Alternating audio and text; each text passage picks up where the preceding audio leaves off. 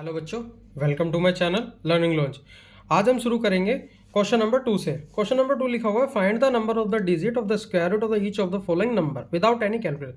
हमको इसमें बताना है कि जो भी इसके स्क्वायर रूट आएगा उसके स्क्वायर रूट में कितने डिजिट का स्क्वायर है वो। ठीक है, तो हमें इसको कैलकुलेट नहीं करना, कुछ नहीं करना, बस हमको नंबर देख के बताना है। वो कैसे बताएंगे वो देखो। सबसे पहले ना पेयर बनाओ। अब जैसे मान लो इसका एक पेयर बन रहा है, इसका अगर एक पेयर बन रहा है तो इसका जो स्क्वायर रूट आएगा उसके स्क्वायर रूट में सिंगल डिजिट होगी,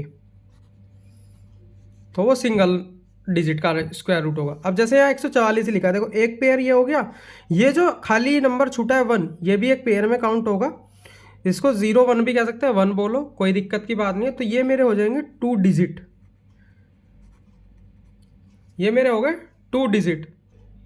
इस तरीके से आपको बताना है, जैसे 2 डिजिट हो गए। अब जैसे यहाँ देखो, यहाँ पे मेरे 2 पेयर बन रहे हैं, तो इसका जो आंसर आएगा वो भी 2 डिजिट का आएगा, क्योंकि ये 2 डिजिट का स्क्वायर इसका नंबर निकलेगा। अब जैसे यहाँ पे देखो, यहाँ पे मेरे को कितने पेयर मिल रहे हैं, 1 2, और ये सिंगल डिजिट जो बच रहा है ना, ये भी एक पेयर है, तो इसका आंसर आएगा 3 डिजिट। सेम उसी तरीके से 1 2 3, 3 पेयर है तो 3 डिजिट। बस हमको ये बताने थे जो भी इसका आंसर आएगा उसके आंसर में कितने डिजिट का वो नंबर होगा, और कुछ नहीं करना। इस क्वेश्चन में हमारा क्वेश्चन नंबर 2 खत्म होता है। अब हम करेंगे थर्ड। ये थोड़ा अच्छा क्वेश्चन है, इसको थोड़ा अच्छे से देखना। इसके अंदर लिखा है find the square root of the following decimal number. अब हमको स्क्वायर रूट निकालना है। इससे पहले वाले क्वेश्चन में भी मैंने आपको बताया था स्क्वायर रूट निकालने का तरीका डिवीजन मेथड से। तो यहाँ पे लिखा हुआ है जैसे 2.56 लिखा हुआ है, ठीक है। डेसिमल की कोई दिक्कत की बात नहीं, बस आप नॉर्मल अभी नंबर लेके चलो। अब देखो यहाँ पे जो पेयर बनेगा ना, एक पेयर ये रहा और एक पेयर ये रहा। डेसिमल में ऐसा पेयर बनेगा, विदाउट डेसिमल इधर की साइड का पेयर, ठीक है। तो अब ये देखो, अब 2 का स्क्वायर लेंगे तो 4 हो जाएगा, तो इसके नीचे ना मेरे को 1 का स्क्वायर लेना पड़ेगा। जो 1 आएगा तो यहाँ बचेगा 1, ये पूरी डिजिट उतर जाएगी। यहाँ डेसिमल है, यहाँ डेसिमल लगा दो क्योंकि पेयर उतरेगा। अब 1 का दुगना होता है 2। अब कोई ऐसी डिजिट लेके आनी है इसके नीचे जो इसको पूरा डिवाइड कर सके। तो 6 किसके टेबल में आता है, एक तो 4 के टेबल में आता है। 24 को अगर मैं 6 से मल्टीप्लाई करूँगा, क्यों सॉरी 24 को 4 से मल्टीप्लाई करूँगा, 16, 1 4 दूनी 8, ये 96 पे जाएगा, ये नहीं जाएगा। तो मेरे को 6 लेना पड़ेगा, क्योंकि यहाँ पे और यहाँ पे सेम डिजिट आएगी। 26 का स्क्वायर निकालूंगा, 6 आएगा, 3 12 और 3 15, ये मेरा पूरा डिवाइड हो गया। तो यहाँ मेरे को 6 लिखना है और यहाँ भी मेरे को 6 लेना है, तो ये मेरा 156 आ गया, पूरा कट गया ये। जब ये पूरा कट गया तो हम इसको लिखेंगे अंडर रूट में 2.56 का जो अंडर रूट होता है वो होता है 1.6, ये इसका आंसर है।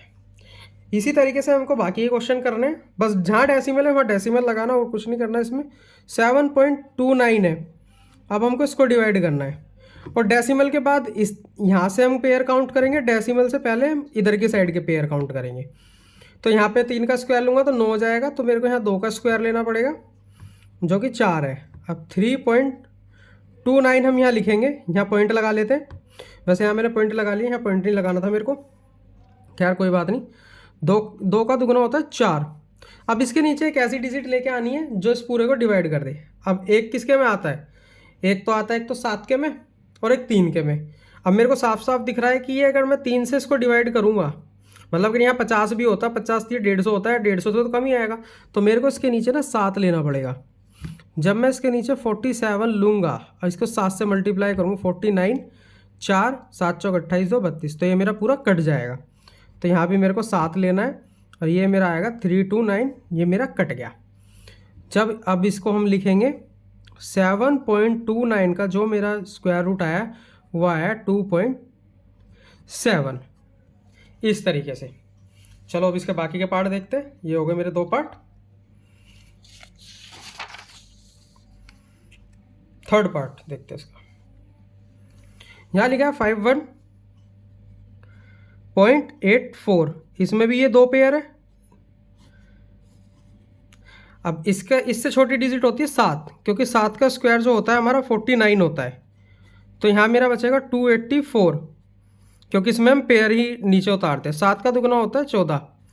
अब 4 चाहिए पीछे, साफ दिख रहा है मेरे को कि अगर 4 चाहिए तो यहाँ पे 2 आएगा, क्योंकि ज़्यादा बड़ी डिजिट नहीं है, 142 है। तो अगर मैं इसको यहाँ पे 142 को 2 से मल्टीप्लाई करूँगा तो 4, 8 और 2, तो यहाँ पे पॉइंट लगाना पड़ेगा। यहाँ मैं लिखूँगा 2, 284 और ये मेरी वैल्यू कट गई। तो जो इसका स्क्वायर रूट आया 51.84, इसका स्क्वायर रूट आएगा मेरा 7.2। अगला देखते हैं 42.25। वैसे आपको स्क्वायर रूट याद होने चाहिए कम से कम 20 तक।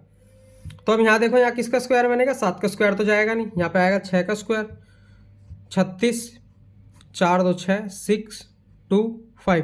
जब ये पॉइंट के बाद जब भी वैल्यू लिखोगे ना, ताकि कंफ्यूज ना हो बीच में, तो पहले ही एक पॉइंट लगा देना ताकि कंफ्यूजन खत्म हो जाए। अब ये 12, 6 दूनी मतलब 6 का डबल 12 होता है। अब 12 में अब साफ साफ दिख रहा है क्योंकि 5 किसके टेबल में आता है, वो तो 5 के टेबल में ही आता है, तो उसको तो हम ऐसे ही लिख देंगे क्योंकि इसके कोई भी 2 3 नहीं होते। जैसे 3, जैसे 9 आता है ना हमारा, 3 में भी आता है और 7 में भी आता है स्क्वायर करने पे। 5 एक ऐसा नंबर है जो 5 के स्क्वायर करने पे ही आएगा। तो इसके अंदर लिखते हैं हम 42.25 का जो स्क्वायर रूट है वो मेरा 6.5 आया। अब इसका लास्ट पार्ट करते हैं। यहाँ लिखा है 31.36, सेम उसी तरीके से यहाँ मेरा जाएगा 5 का स्क्वायर, क्योंकि 6 का स्क्वायर 36 होता है, यहाँ 5 का होगा 25। तो यहाँ बचेगा मेरा 636। जैसे मैंने ये वैल्यू लिखी है ना पॉइंट के बाद वाली, ऊपर डेसिमल लगा दो ताकि कन्फ्यूजन ना रहे। अब यहाँ पे 10 हो गया। अब 6 किसके टेबल में आता है, मतलब 6 का स्क्वायर क्या होता है, 4 का स्क्वायर होता है। अगर मैं 4 लिखूँगा तो वैसे ही दिख रहा है ये मेरा 100 है। 100 को 4 से अगर मैं मल्टीप्लाई भी करूँगा तो 400 के आसपास की डिजिट आएगी। तो साफ दिख रहा है मेरे को 6 से जाएगा ये, और 6 से जा भी रहा है क्योंकि देखो 6 से मल्टीप्लाई करूँ 36 और 6, तो ये मेरा पूरा कट जाएगा। जब ये मेरा पूरा कट जाएगा तो इसका जो भी आंसर आएगा वो आएगा 31.36 इज इक्वल टू 5.6 इसका आंसर है। ठीक है, ये मेरे यहाँ पे क्वेश्चन खत्म होता है। आई होप आपको मेरा पढ़ाया समझ में आया तो मेरे चैनल को लाइक एंड सब्सक्राइब करें और अपने फ्रेंड्स में भी शेयर करें।